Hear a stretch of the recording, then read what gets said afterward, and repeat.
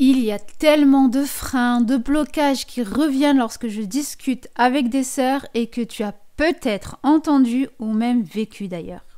Ces freins empêchent beaucoup trop de musulmanes à faire le plus beau des voyages, que ce soit la Umrah ou le Hajj. Et oui, le pèlerinage à la Mecque permet clairement de goûter à l'apaisement du cœur et de l'âme. Pourtant, nous sommes remplis, on déborde même de freins, de blocages, de fausses croyances qui nous alourdissent et nous empêchent de ressentir cet épanouissement, cet apaisement que l'on désire toutes dans notre quotidien. Alors si tu veux t'alléger et enfin goûter à cet apaisement, tu es au bon endroit.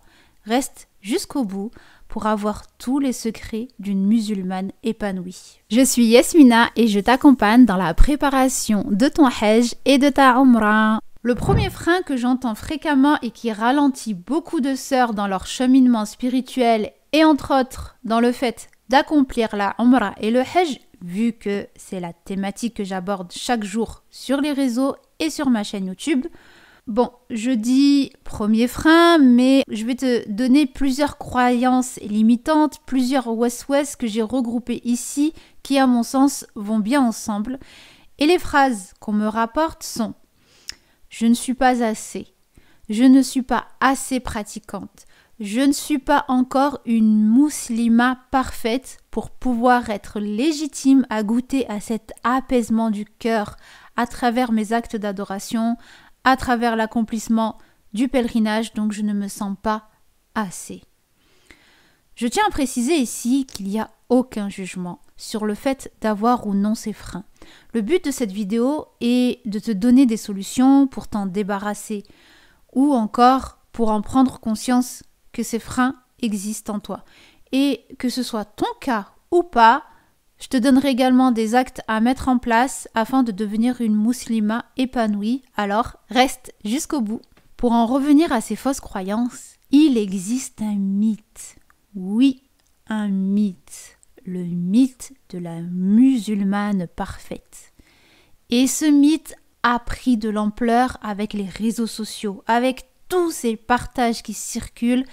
Et on pense que ces autres femmes sont des musulmans meilleurs que nous, après avoir vu quelques stories, quelques posts, puis sans se rendre compte, on se rabaisse ou on essaye de faire comme telle et telle personne, et bien sûr, on n'y arrive pas parce que cette personne qui a posté cette jolie photo de cake parfait, elle te dit pas que c'est la 3e fois qu'elle a refait, et bien sûr, elle te montre pas l'état de sa cuisine lorsqu'elle confectionne ce cake.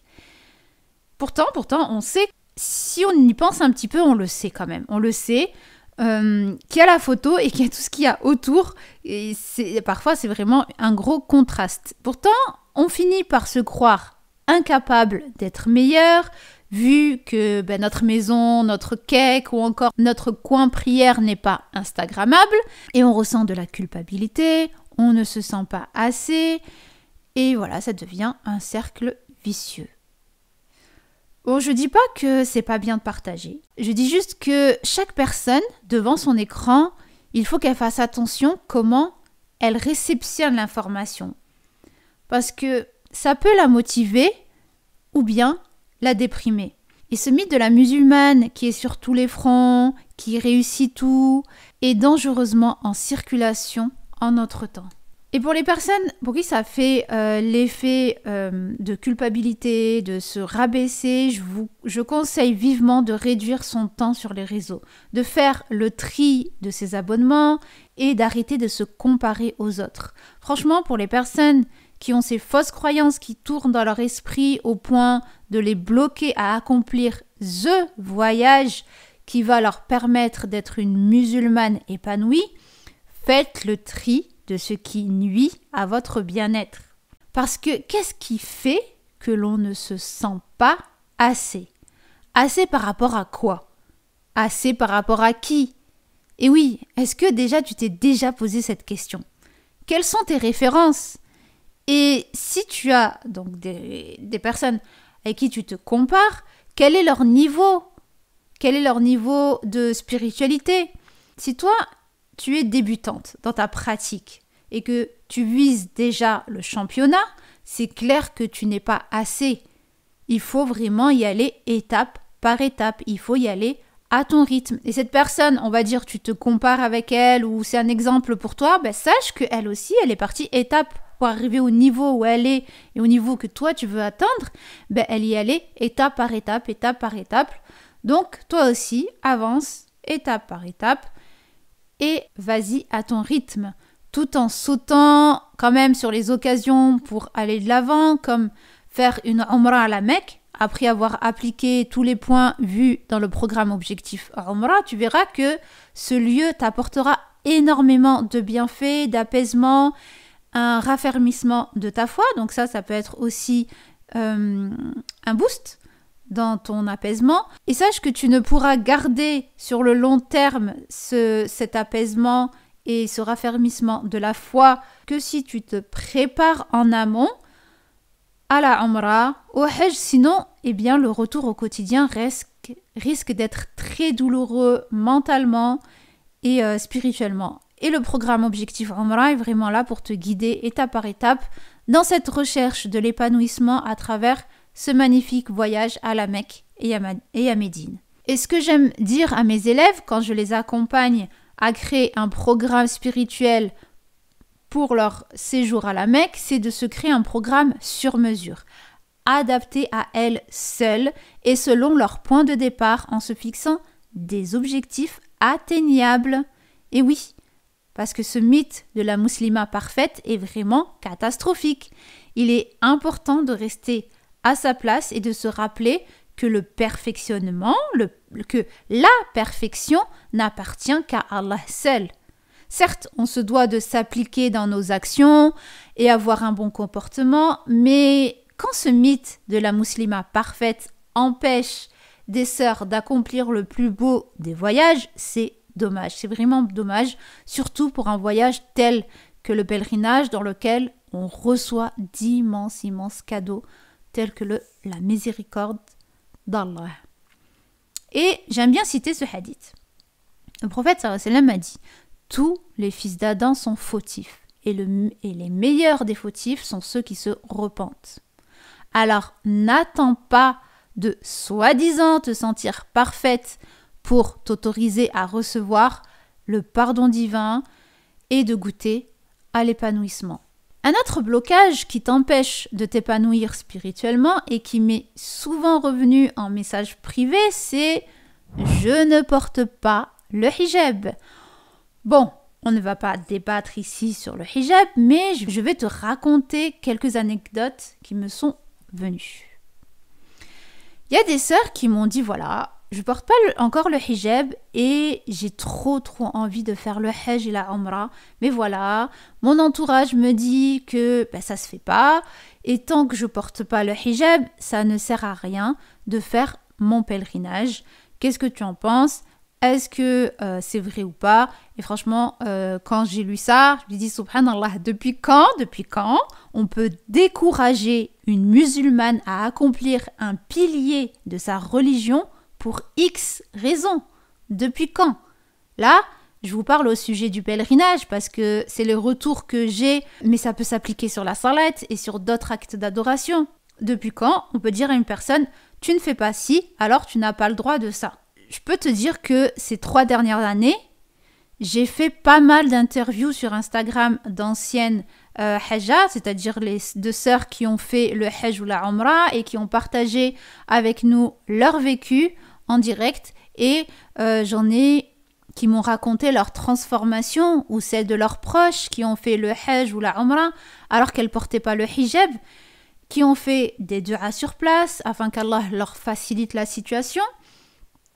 Et de retour en France, quelques mois plus tard, elles ont pu porter le hijab. Et notamment, Allah en a facilité certaines sur l'acceptation du hijab par ses collègues de travail, ou encore elle a trouvé un autre travail. Et là, franchement, c'est que quelques vécus parmi tant d'autres. C'est le peu de retours que moi, j'ai reçus. Mais il existe des tas et des tas d'histoires réelles. Et il est important pour moi de vous partager ces transformations, surtout pour toutes celles qui passent par ce chemin. Parfois, il faut vraiment apprendre à fermer ses oreilles. Quand Allah il nous facilite un chemin vers sa satisfaction, avance, consolide ton lien avec ton Seigneur et peu importe ce que l'entourage blablate, car vraiment c'est que du blabla. Quand on nous dit ne fais pas tel acte d'adoration parce que tu n'es pas X, Y, Z, depuis quand? Ok, donc je vais terminer sur ce point-là pour ne pas m'emporter, mais tout ça pour dire ne vous freinez pas. Ne vous freinez pas. Ce n'est pas parce que vous n'avez pas A, B, C que vous ne pouvez pas faire le hajj, le pilier de votre religion, que vous ne pouvez pas prier, avancer. Chacun, Allah lui a facilité tel ou tel acte. Et si c'est un acte d'adoration, on fonce, tête baissée, et on demande à Allah conseil, juste à Allah. Voilà. Et je vais quand même juste rajouter, entourez-vous bien. Sachez vous entourer comme il se doit. La dernière erreur que je vais te citer dans cette vidéo, c'est le fait de reporter à plus tard. C'est ce que j'appelle la procrastination spirituelle. Ce fonctionnement t'éloigne de plus en plus de ton épanouissement, surtout si c'est ultra fréquent dans ton quotidien. Il faut qu'on arrête de se dire « Ah ben, je prierai plus tard, je jeûnerai quand je serai plus en forme, je lirai le Coran demain, je commencerai à apprendre des sourates vendredi prochain. » Et on est là et on reporte les actes d'adoration qui vont nous permettre de goûter à l'apaisement du cœur, à être plus sereine et plus confiante dans notre vie quotidienne.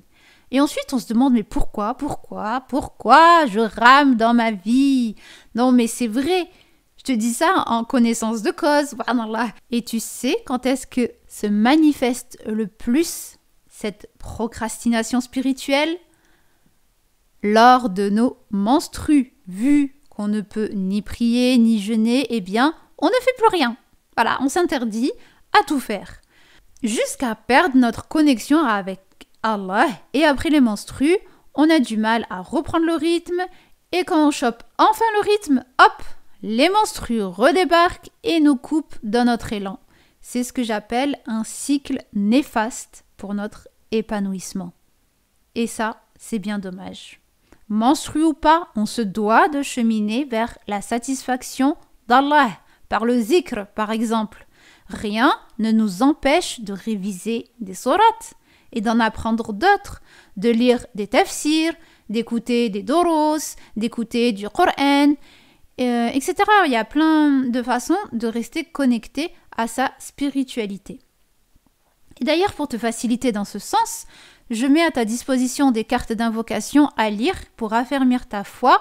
Tu trouveras le lien sous la vidéo. Donc, stop à la procrastination spirituelle et go, on avance, bi'idnillah, avec de bonnes intentions au quotidien. Sérieusement, si tu mets fin à ces 3 blocages, tu te sentiras déjà beaucoup plus apaisé et serein dans ton quotidien.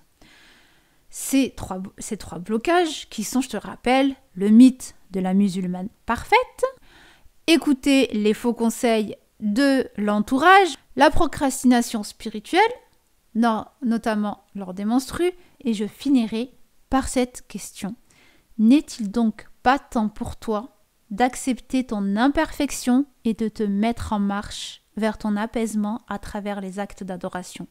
Si tu rencontres d'autres fausses croyances qui circulent, mets-les en commentaire, Inch'Allah. Je lis tous vos messages. Qu'Allah nous facilite tous dans notre cheminement spirituel. Et si tu veux toutes les clés pour affermir ta foi au quotidien et devenir une musulmane apaisée, je te mets le lien d'une masterclass sous la vidéo que tu vas pouvoir suivre à la lettre et pouvoir goûter à l'apaisement et mettre fin à ces wuswes, à ces fausses croyances et raffermir ta foi au quotidien. Et si cette vidéo t'a plu, fais-le moi savoir. Vos retours permettent à cette chaîne de continuer à exister pour faciliter à tous l'accomplissement de la Umrah et du Hajj de la meilleure des façons. Et bien sûr, abonne-toi pour donner un boost à mon contenu sans oublier le pouce bleu et le partage à une musulmane qui chemine vers son épanouissement. في بركة الله.